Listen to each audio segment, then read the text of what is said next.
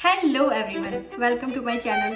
और आज के वीडियो में जैसे कि मैंने आप लोगों से प्रॉमिस किया था कि मैं आपको बताने वाली हूँ कि अगर आपको इंडिया, पाकिस्तान या नेपाल या बांग्लादेश कहीं और से कनाडा में जॉब अप्लाई करना है तो आप लोगों के पास क्या क्या ऑप्शन है, वो सब कुछ मैं बताने वाली हूँ इस वीडियो में।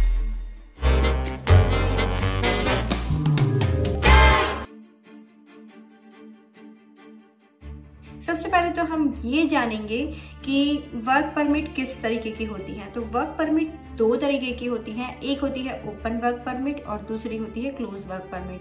जो ओपन वर्क परमिट होती है वो उन लोगों को मिलती है जो लोग यहाँ पे ऑलरेडी पढ़ चुके हैं या फिर जो एज ए PR आ रहे हैं, या किसी की शादी हो गई है तो वो स्पाउस बन के आ रहे हैं, या तो कोई भी स्टूडेंट जो कि पढ़ रहा है उनके जो स्पाउस हैं उन सबको ओपन वर्क परमिट मिलता है कि किसी का पार्टनर यहाँ पे है तो वो अगर जॉब करना चाहे तो उनको ओपन वर्क परमिट मिलती है। दूसरा होता है क्लोज वर्क परमिट, जिस पे अभी मैं हूँ। क्लोज वर्क परमिट में ये होता है कि आप पर्टिकुलर एक एम्प्लॉयर के साथ ही जॉब कर सकते हैं, आप जॉब स्विच नहीं कर सकते और आपको कहीं और अप्लाई करने की ऑथराइजेशन भी नहीं होती है। अगर आपके पास 2 साल की वर्क परमिट है तो आपको 2 साल उसी एम्प्लॉयर के साथ काम करना होता है। इसी तरीके की 2 तरीके की वर्क परमिट होती है। जो ओपन वर्क परमिट होती है वो तो उन्हीं लोगों को मिलती है जिनके स्पाउस यहाँ पे हैं या जो यहाँ पे पढ़ चुके हैं या एज ए PR आ रहे हैं, उन लोगों को ही ये वर्क परमिट मिलती है। बाकी सब जो भी हैं, जो लोग इंडिया से अप्लाई करना चाह रहे हैं, उन सबको मिलेगी क्लोज वर्क परमिट। तो क्लोज वर्क परमिट के लिए आपको कोई एक एम्प्लॉयर चाहिए होता है जो कि आपको स्पॉन्सर कर सके उनके यहाँ जॉब करने के लिए। अब ये जो प्रोसेस है मैं आपको समझाती हूँ। ये प्रोसेस इतना इजी नहीं होता है, काफ़ी लेंथी प्रोसेस होता है। इसमें ये होता है कि कोई भी एम्प्लॉयर तभी किसी और को हायर कर सकता है जब उस स्किल के बंदे यहाँ पे ना हो या बहुत कम हो या उनके रिक्वायरमेंट से मैचअप ना कर पा रहे हों। इसमें ये होता है कि जब भी कोई एम्प्लॉयर यहाँ पे किसी कैंडिडेट को फाइंड करने की कोशिश करते हैं, 2 महीने 3 महीने से ज़्यादा हो जाते हैं, उसके बाद अगर उनको वो प्रोफाइल के लोग नहीं मिलते हैं, इन दैट केस उनको गवर्नमेंट से अप्रूवल लेना होता है कि हाँ हम किसी बाहर के बंदे को हायर करना चाह रहे हैं, किसी इंटरनेशनल कैंडिडेट को हायर कर सकते हैं। तो उस केस में उन्हें गवर्नमेंट से एक LMIA मिलता है, जिसे कहते हैं लेबर मार्केट इम्पैक्ट ऑथराइजेशन होता है, और वो लेने के बाद वो एम्प्लॉयर बाहर के किसी कैंडिडेट को हायर कर सकते हैं। तो आपको कैसे पता चलेगा कि वो जो एम्प्लॉयर हैं उनके पास LMIA है या नहीं है, या वो किसी बाहर वाले को हायर कर सकते हैं या नहीं कर सकते हैं? तो उसके लिए आप इनकी ऑफिशियल गवर्नमेंट वेबसाइट है जो है jobbankcanada.gc.ca, आपको उस पे जाना है। आप अपनी प्रोफाइल के हिसाब से उसमें सर्च करिए। लोकेशन के लिए अगर आपको कोई भी लोकेशन की कोई प्रॉब्लम नहीं है तो आप all over the Canada find कर सकते हैं और आपको जॉब्स अप्लाई करना है। अब यहाँ पे जो है वो सारा गेम यहाँ पे शुरू होता है कि जब आप एक जॉब अप्लाई करते हैं या 2 जॉब अप्लाई करते हैं और आप एक्सपेक्ट करेंगे कि आपको लोग रिप्लाई करेंगे, तो वो थोड़ा डिफ़िकल्ट है, इतना जल्दी नहीं होता है। यहाँ पे होता है कि आप एवरी सिंगल डे आप बहुत सारी जॉब अप्लाई करो और हर एक जॉब के हिसाब से अपना जो रिज्यूमे है उसको मॉडिफाई करो। एक ही रिज्यूमे के साथ आप सारी जॉब अप्लाई नहीं कर सकते। फॉर एन एग्जाम्पल के लिए मैं आपको दे रही हूँ, अगर आपका प्रोफाइल HR एंड एडमिन का है और अगर आप देख रहे हो कि किसी HR के लिए जॉब आपने अप्लाई करनी है, तो आप उसमें से सिर्फ HR वाली जो उनकी प्रोफाइल के रिलेटेड जो स्किल्स हैं वो अपने रिज्यूमे में, अगर आपको वो आता है या आपने किया है तो वो रखें, और बाकी की जो चीज़ें हैं उसको ना रखें।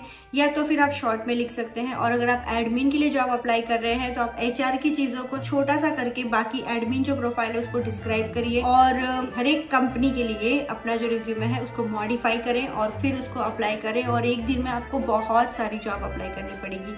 1 या 2 या 10 सोच के आप अगर ये सोचोगे कि आपको जॉब मिल जाए या सामने से रिस्पॉन्स आए, तो ये पॉसिबल नहीं है, क्योंकि ये ऑल ओवर द वर्ल्ड के लिए है। इस प्रोफाइल पे एवरीडे कई लोग अप्लाई करते हैं जिनमें से उन्हें चूज करना होता है। तो आपके में कुछ ऐसी एबिलिटी होनी चाहिए कि जिसकी वजह से वो आपको अप्रोच करें। तो आप अपनी प्रोफाइल, अपना रिज्यूमे स्ट्रॉन्ग करें और बिल्कुल हिम्मत ना हारें और एक दिन में बहुत सारी जॉब अप्लाई करें। और उसके बाद अगर आपको कोई रिप्लाई आता है तो उसके लिए आप जो भी है प्रोसेस आगे शुरू कर सकते हैं। आपको बहुत सारी जॉब अप्लाई करनी पड़ेगी, उसमें से आपको कुछ लोगों के रिस्पॉन्स आएंगे और रिस्पॉन्स आने के बाद आपके इंटरव्यूज़ होंगे। इंटरव्यू होने के बाद आप इंटरव्यू क्रैक करेंगे। इंटरव्यू क्रैक होने के बाद आपकी डॉक्यूमेंटेशन और आपकी प्रोसेस जो है वो शुरू होगी। तो ये प्रोसेस लेंथी है पर इम्पॉसिबल नहीं है।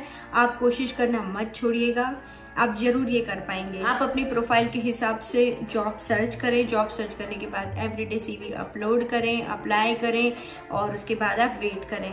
और दूसरी चीज़ ये भी है कि आप लिंक्डइन पे अपनी प्रोफाइल को बनाएं और जिस कंपनी के लिए आप अप्लाई कर रहे हैं वहाँ पे HR को भी कोशिश करें कांटेक्ट करने की। इन्हें मैसेज कर दीजिए कि आपकी ये प्रोफाइल मैंने देखी थी और मैंने जॉब अप्लाई किया है, आप मेरा कवर लेटर, मेरा जो CV है जॉब के लिए वो चेक करिए, आप उन्हें बता दीजिए। लेकिन इरिटेट भी मत करिएगा कि पूरे दिन आप उन्हें मैसेज कर रहे हैं, परेशान करें, ये मत करिएगा। एक बार उन्हें इन्फॉर्म कर दीजिए कि मुझे ये एक्सपीरियंस है, आप मेरा CV देख लीजिएगा। उसके बाद आप 15 दिन 20 दिन वेट करें, आप अपने लिए वेट करें उनका रिस्पांस आने की। और अगर रिस्पांस नहीं आता है तो आप फॉलोअप करिए कि एनी अपडेट ऑन दिस, ये वो। लेकिन बहुत इरिटेट किसी को मत करिएगा, वो अच्छा नहीं है आपके लिए, प्रोफाइल के लिए। अदर देन दैट, अगर आपके पास विजिटर वीज़ा ऑलरेडी है तो मैं आपको 100% यही रिकमेंड करूंगी कि अगर आप कभी यहाँ आते हैं तो आप उस ड्यूरेशन में जॉब सर्च करने की कोशिश करिए, क्योंकि उसमें आप जेन्युइनली यहाँ पे अवेलेबल हैं और वो आपका इंटरव्यू जो है ले सकते हैं और आप भी इंटरव्यू दे सकते हैं। तो उस चीज़ में ये जो प्रोसेस है वो काफ़ी ईजी, काफ़ी फास्ट हो जाती है। और रेदर देन कि आप इंडिया से अप्लाई करो या पाकिस्तान से या नेपाल, बांग्लादेश, वॉटेवर आप किसी कंट्री से अप्लाई करेंगे और उसकी जगह आप, अगर आपके पास विजिटर वीज़ा है, आप यहाँ आके अप्लाई करते हैं तो वो काफ़ी इजी हो जाता है, फास्ट हो जाता है। अपार्ट फ्रॉम दैट, ऐसे इमिग्रेशन प्रोग्राम्स हैं जिसमें यहाँ पे जैसे कि नोवा स्कोशिया है, वहाँ पे कुछ पर्टिकुलर स्किल की रिक्वायरमेंट है। तो वो आप गवर्नमेंट जो वेबसाइट है वो मैं यहाँ पे लिख दूंगी, cic.gc.canada वाली। तो उसमें आपको देखना है, कई सारे प्रोग्राम्स हैं जहाँ पे ये लोग इंटरनेशनल वर्कर को हायर कर रहे हैं और उसके लिए आपको बहुत हाईली स्किल्ड नहीं चाहिए, लेकिन अगर आप कोई छोटा मोटा काम करते हैं तो उसकी भी रिक्वायरमेंट्स हैं, उसके लिए आप अप्लाई कर सकते हैं। और अप्लाई करने के बाद, जैसे मैं बता रही हूँ, 1-2 एप्लीकेशन से नहीं होगा, आपको बहुत सारी एप्लीकेशन करनी ही पड़ेंगी। और करने के बाद जब आपको रिस्पॉन्स आता है तो आपको इंटरव्यू देना है, इंटरव्यू क्रैक करना है और उसके बाद आपकी जो प्रोसेस है वो स्टार्ट होगी। लेकिन ये नामुमकिन नहीं है, मुमकिन है, लेकिन टाइम टेकिंग प्रोसेस है। तो आप थोड़ा सा पेशेंस रख के अगर कोशिश करते रहेंगे तो ऐसा नहीं है कि आपको जॉब नहीं मिलेगी, आपको जॉब मिल सकती है।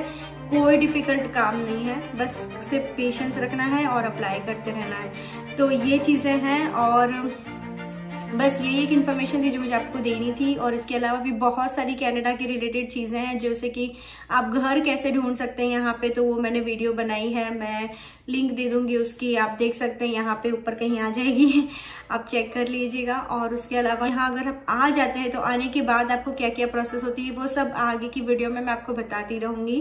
तो अगर आपने अभी तक ये चैनल सब्सक्राइब नहीं की है तो डेफिनेटली कर लीजिए। और ये मेरा इंस्टाग्राम हैंडल है, यहाँ पे आप मुझे फॉलो कर सकते हैं। मैं छोटी छोटी स्टोरीज कनाडा के रिलेटेड डालती रहती हूँ, तो आपको इन्फॉर्मेशन मिलती रहेगी। और अगर आप यहाँ पे आ रहे हैं तो ऑल द वेरी बेस्ट, कोशिश करते रहिए, जरूर आपको सफलता मिलेगी। बस इसी के साथ इस वीडियो को एंड करते हैं और अब मैं आपको मिलूंगी नेक्स्ट वीडियो में। तब तक के लिए बाय बाय।